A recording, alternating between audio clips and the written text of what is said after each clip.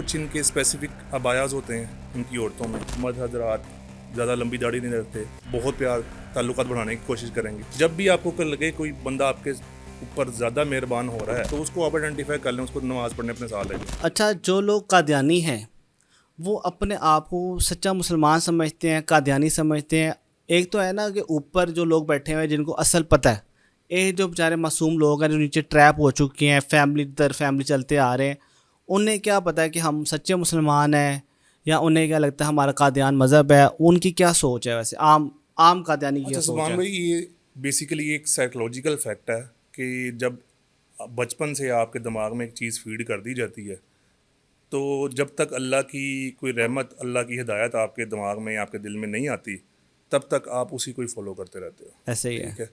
इंसान के अंदर वो कुव्वत ही नहीं आती, अगर अल्लाह की तरफ से हिदायत नहीं है कि उसको वो सर्च कर सके कि यार जिसको मैं फॉलो कर रहा हूँ या जिस राह पे चल रहा हूँ वो क्या राह हक्की है, वो क्या सच है उसमें कुछ।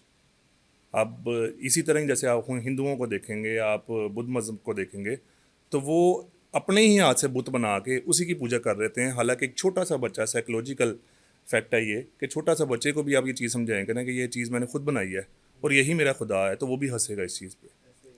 लेकिन उनका कसूर नहीं होता, वो साइकोलॉजिकली इतना हिट हो चुके होते हैं बचपन से लेके अपनी जवानी तक कि वो उन चीज़ पे को मानने में मजबूर होते हैं कि हाँ जी यही हमारा खुदा है। तो सेम एज इनके साथ है यही वाली चीज़। अच्छा, एक चीज़ आपसे पूछूँ कि आपके तो ख़ानदान में भी ये लोग रहे हैं, मौजूद हैं। अक्सर लोग, जैसे आपने अपनी परदादा की मिसाल दी कि आपकी परदादा की जो बीवी थी वो सुन्नी थी, मुसलमान। मुसलमान थी, और परदादा जो थे वो कादियानी थे। लॉजिकल देखा जाए तो निकाह वैसे ही ख़त्म हो जाता है, लेकिन लोगों को इस बात का नहीं पता, ये इस्लामी मसला है, फ़िक्की मसला है, इसका नहीं पता। आजकल के दौर में बहुत ज़्यादा रिपोर्ट्स हो रहे हैं कि लोग अपनी बेटों की शादियों के लिए लड़कियां देखते हैं, वो कादियानी होते हैं। ना मोहल्ले में पता है कादियानी है, ना उनको पता है कादियानी है, इर्द गिर्द के लोगों को। अब वो जाके किसी मुसलमान बच्ची का रिश्ता लेके आ जाते हैं, वो ला के घर में तो उसको मेंटली ट्रैप कर देते हैं।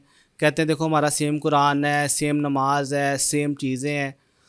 तो इस तरह के लोगों की पहचान क्या है, कैसे पता लगे कि ये लोग जो है कादियानी है, मुसलमान नहीं है? ये बड़ा इस टाइम इशू चल रहा है और बड़े ज़्यादा रिपोर्ट्स हो रहे हैं, केसेस। अच्छा सुभान भाई, इसमें ना आपको याद होगा जब हम छोटे से होते थे तो हमारे बड़े जो से है वो कोई भी रिश्ता करते थे तो वो अपने बच्चों को कहते थे कि रिश्ता करो और उनके खुशी गमी में जाओ, उनकी खुशी गमी में जाओ और उनको देखो, उनको ऑब्ज़र्व करो कि वो कैसे लोग हैं, कैसे उठते हैं, उनकी खुशी गमी में क्या मामला चल रहे होते हैं।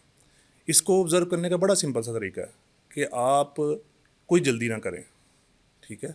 सबसे पहला मेरा मशवरा ये है, कोई जल्दी ना करें, सिर्फ उनकी खुशी गमी में साथ जाएं।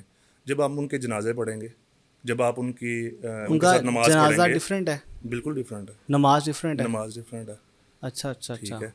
और सबसे पहली बात, उनकी मस्जिद ही डिफरेंट है जिसको हम मस्जिद नहीं कह सकते। हाँ। तो जब आप उनके साथ आप मेल जोल का ताल्लुकात बढ़ाएंगे तो ओबियसली नमाज का टाइम आएगा, नमाज़ पढ़ने जा रहे हैं तो आपकी मस्जिद में नहीं जाएगा, या वो आपको मस्जिद में लेके जा रहा है तो आपको पता लग जाएगा ये कौन है। अच्छा, नमाज जैसे हमारे रखते होती है, सेम रखते होती है कि डिफरेंट होती है? ये इस चीज़ में मैंने ना क्यों कभी अल्लाह ना करे कभी इनको हम देखें, ना मैंने पढ़ी है और ना मुझे इस चीज़ का पता है कि कैसे नमाज़ पढ़ते हैं। चले, एक आखिरी सवाल आपको आवाम को मैसेज देना चाहेंगे कि किस तरह अपने मज़हब से प्यार करें और इन लोगों के झांसे से बाहर आएँ, और साथ ही क्या निशानियां हैं जो इनकी होती हैं? जैसे कि कई जगहों पे दिखाया जाता है जी, इनकी औरतों का पर्दा लेने का तरीका डिफरेंट होता है, बच्चों का जो है वो दाढ़ी का डिफरेंट होता है।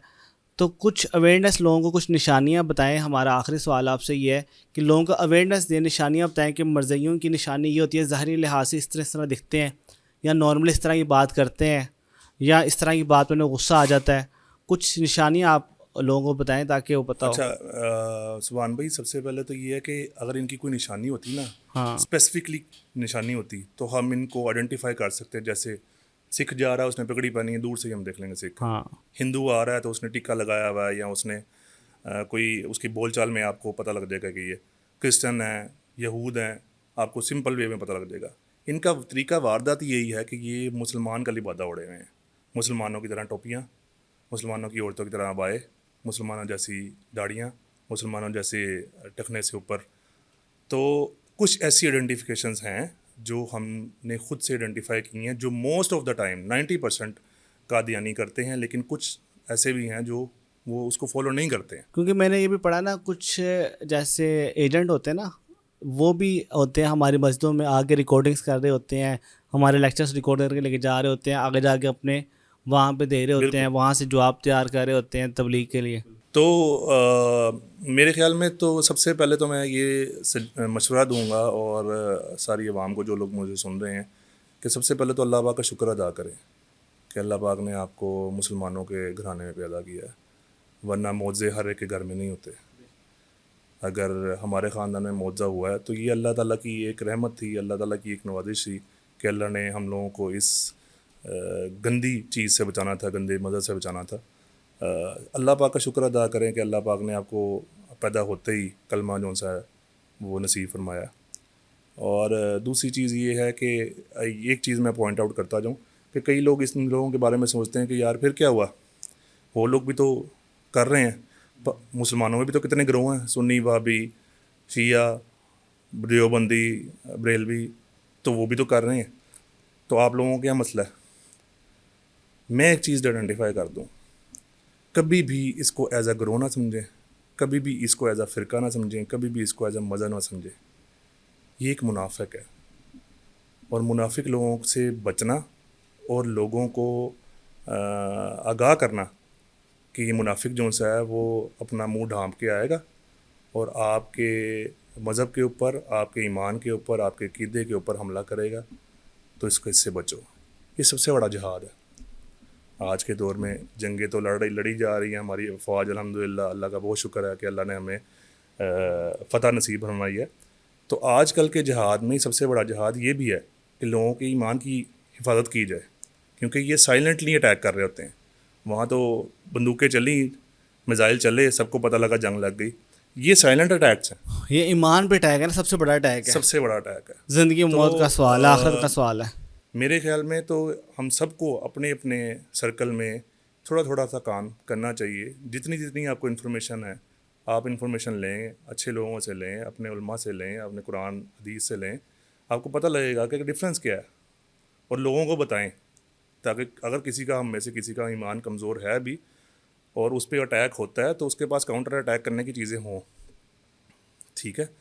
तो कुछ फ़िज़िकल आइडेंटिफिकेशन ये है कि कुछ इनके स्पेसिफ़िक अबायाज़ होते हैं इनकी औरतों में, और जो मर्द हैं वो मर्द हज़रात ज़्यादा लंबी दाढ़ी नहीं रखते, एक स्पेसिफ़िक अमाउंट ऑफ में दाढ़ी रखते हैं, और ये आपके साथ बड़े मीठे होंगे, बहुत प्यार ताल्लुकात बढ़ाने की कोशिश करेंगे।